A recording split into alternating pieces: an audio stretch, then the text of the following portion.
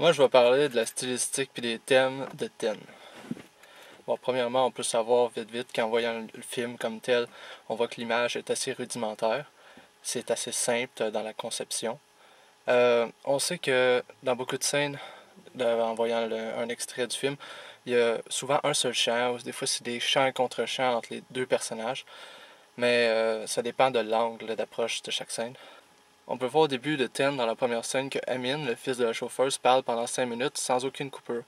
Dès qu'il y a une coupure, c'est un jump cut qui se fait sur Amin parce qu'on valorise la continuité narrative plus que l'image. Parce qu'ici, on voulait vraiment capter comment Amin était fâché. On voulait absolument avoir chaque détail de chaque expression faciale qu'il faisait. C'était l'angle d'approche de la scène. On peut comprendre que certaines coupures dans le film sont aussi causées à cause de trop grands silences, trop longs, ou des fois il peut y avoir des décrochages qui mènent pas vraiment à l'objectif du récit. À un moment donné, on peut voir aussi que l'image n'est pas importante à cause que Amin regarde directement la caméra. Ça arrive des fois pour quelques personnages dans le film, mais sincèrement, c'est vraiment pas quelque chose qui priorise. On voit vraiment que c'est l'histoire et les personnages qui sont plus importants que l'image. Dans certaines scènes, on voit juste un champ qui est dirigé sur la chauffeuse et on voit même jamais le passager parfois parce qu'on veut voir comment que la chauffeuse va réagir, ses expressions faciales, tout par rapport à la conversation qu'elle a avec ses divers pas clients, mais ses divers passagers, comme la prostituée. On voyait qu'elle éprouvait de l'empathie envers elle, ou on pouvait voir que la dame religieuse, la vieille dame religieuse, elle semblait un petit peu la chauffeuse ennuyée parce qu'elle disait elle avait hâte de la débarquer, mettons. Là, faire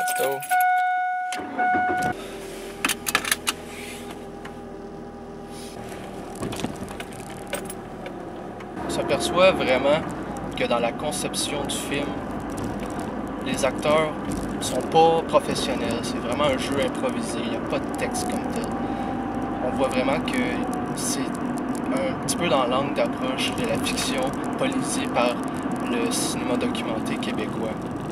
L'histoire est simple mais effective parce qu'on voit vraiment le statut des femmes du Moyen-Orient dans une époque contemporaine, puis comment ils vivent au quotidien diverses situations. Dans le film, on voit 10 scènes différentes distinctes. Des fois, c'est les mêmes passagers qui reviennent, mais le concept reste le même. On voit toujours 10 thèmes différents, un peu abordés.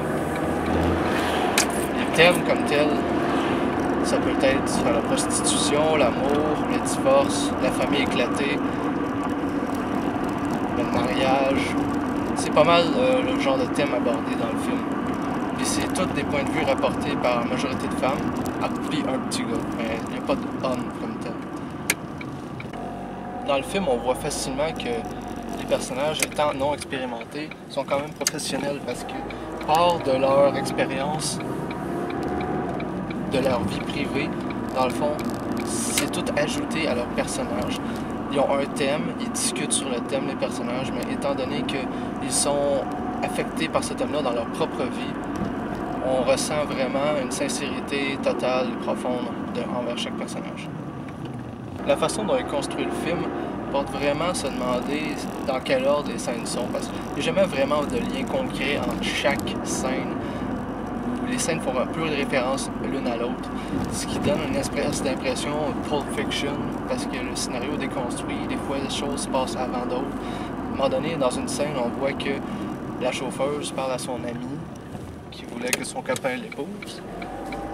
Ils s'en allaient tous les deux au mausolée, puis on se rend compte que la chauffeuse a l'air plus sereine, détendue qu'elle l'était au début du film, quand elle était en chicane avec son fils. Parce que son divorce était frais, mais là, on dirait que son divorce, elle en parle comme si c'était au passé lointain. Puis avant, elle était pas trop pro-religieuse, la chauffeuse, mais là, elle semble habituée à aller au mausolée. Dans le film comme tel, on peut s'apercevoir qu'il n'y a pas une grosse équipement qui vient avec. Il n'y a pas un gros équipement qui vient avec la conception du film. Il y a 2 caméras digitales, une qui pointe comme dans l'angle où je suis, dans le dashboard, et l'autre pointe dans la direction opposée vers le siège passager. C'est généralement pour montrer justement les deux personnages qui discutent. La caméra va jamais plus loin, elle sort jamais du char parce qu'elle est fixe. Et aussi, on peut voir dans une scène, la scène où la prostituée quitte la voiture de la chauffeuse. Cette scène-là, ben, il y a une caméra qui vise le pare-brise avant, qui est situé sur la banquette arrière. C'est juste pour montrer que la prostituée va vers un autre client. Mais je veux dire, c'est vraiment une seule fois qu'on voit cette caméra. Les dites caméras sont des petites caméras digitales. Le son est capté par la caméra. Il n'y a pas de perche sonore, ça ne rentrera pas dans la voiture. On peut aussi voir que la lumière vient de la lumière du soleil naturel ou des lumières de la ville le soir. Il n'y a pas de projecteur qui rentre dans la voiture et parfois ça donne certaines scènes nocturnes sous-exposées.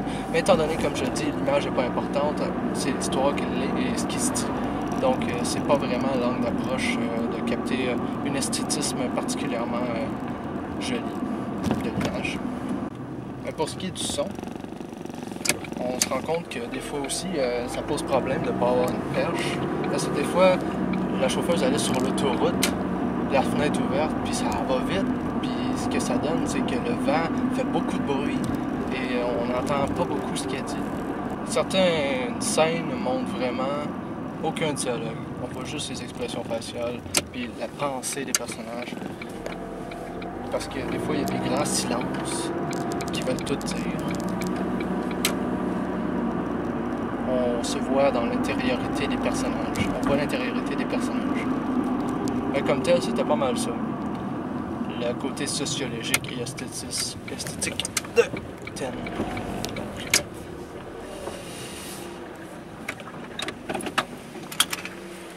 J'espère que vous avez apprécié.